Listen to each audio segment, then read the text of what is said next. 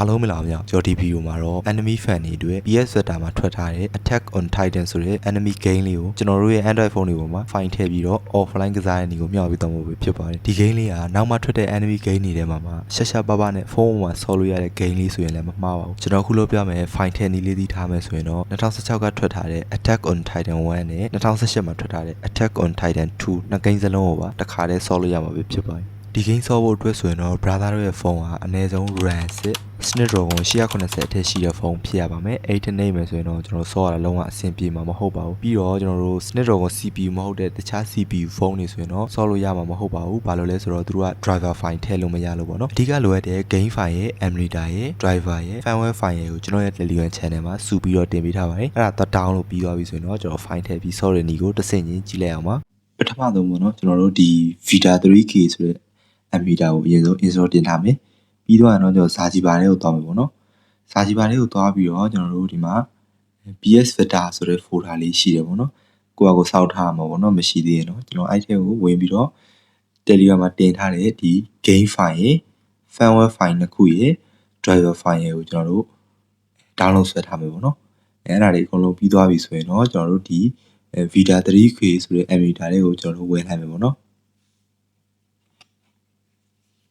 Ammeter လေးရောက်ပြီဆိုရင်ကျွန်တော်ဒီမှာ language ရွေးရတယ်ပေါ့နော်အဲ့မှာကျွန်တော်တို့အင်္ဂလိပ် United States ကိုရွေးပြီးတော့ next ကိုနှိပ်မယ်ပေါ့နော်ဒီနေရာရောက်ပြီဆိုရင်ကျွန်တော် install firmware file ဆိုတဲ့အကိုနှိပ်မယ်ပေါ့နော်အဲ့မှာကျွန်တော်တို့ဒီမြင်းသုံးချောင်းလေးကိုသွားမယ်ပြီးရင်ဒီမှာကျွန်တော်တို့ရဲ့ phone device ကိုရွေးမယ်အဲ့မှာကျွန်တော်တို့ PS Vector ဆိုတဲ့ folder ကိုရှာမယ်ပေါ့နော်PS Vector ဆိုတဲ့ folder ထဲဝင်ပြီးတော့ဒီမှာဒီ file နှစ်ခုပေါ့နော်အရင်ဆုံးကိုအရင်တင်ခြင်းနဲ့အောင်နှိပ်ပေါ့နော်ကျွန်တော်အရင်ဆုံးအပေါ်ဟာလေးနဲ့ရင်တင်လိုက်မယ်အဲဒီမှာ successful ဖြစ်သွားပြီပေါ့နော်ပြီးရင် okay ကိုနှိပ်မယ်ပြီးတော့နောက်တစ်ခုထပ်တင်မယ်ပေါ့နော်ခုနအပေါ်ဆိုအခုကအောက်ကိုပေါ့နော်အောက်ကကောင်လေးကိုကျွန်တော်တို့ insert ထပ်တင်မယ်ပေါ့နော်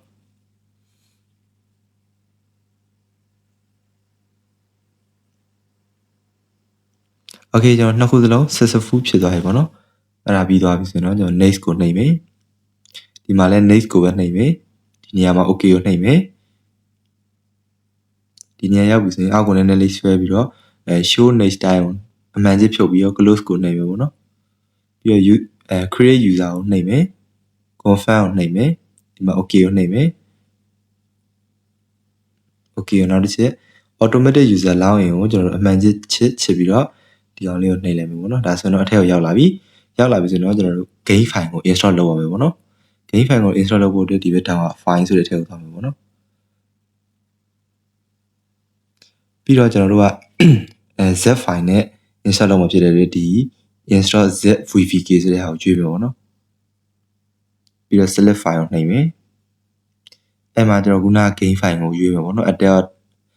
attack on titan ဆိုတဲ့ဟာကိုကျွန်တော်တို့ရွေးလိုက်မယ်ပေါ့နော်တစ်ချက်နှိပ်လိုက်မယ်ဒါဆိုရင်တော့သူ install လုပ်နေပေါ့နော် okay ဒါဆိုရင်တော့ install လုပ်လို့ပြီးသွားပြီပေါ့နော် okay ကိုနှိပ်လိုက်မယ်ဒီမှာဆို game file ရောက်လာပြီပေါ့နော်ပြီးသွားရင်ကျွန်တော် setting ချိန်မယ်ပေါ့နော် setting ချိန်ဖို့အတွက်ဒီဘက်ကCOLFIGURDI1 ဆိုတဲ့ထဲကိုဝင်ပေါ့နော်အဲ့မှာ setting တွေကိုသွားမယ်အဲ့မှာကျွန်တော်တို့core ရဲ့ CPU ရဲ့ချိန်ကြမလို့ GPU သွားမယ်ပေါ့နော်ဒီဘက်က GPU သွားမယ် GPU ရောက်ပြီဆိုရင်ကျွန်တော်တို့edit driver ဆိုတဲ့ဟာမှာ driver ထည့်ရမယ်ပေါ့နော်ဒီနေရာမှာတခုပြောချင်တာက Snapdragon CPU သမားတွေပဲ edit driver ပေါ်မှာပေါ့နော်တခြား CPU ဆိုပေါ်မှာမဟုတ်ဘူးပေါ့နော် edit driver ကိုနှိပ်ပြီးတော့ရင်ကျွန်တော်ဒီမှာ driver file ပေါ့နော်ဒီကောင်ကိုတစ်ချက်နှိပ်လိုက်မယ်အဲဆိုရင်ကျွန်တော်တို့driver file ရောက်လာပြီပေါ့နော်မြားလေးကိုအောက်ကိုနှိပ်ပြီးတော့ခုန driver file ကိုရွှေ့ပြလိုက်မယ်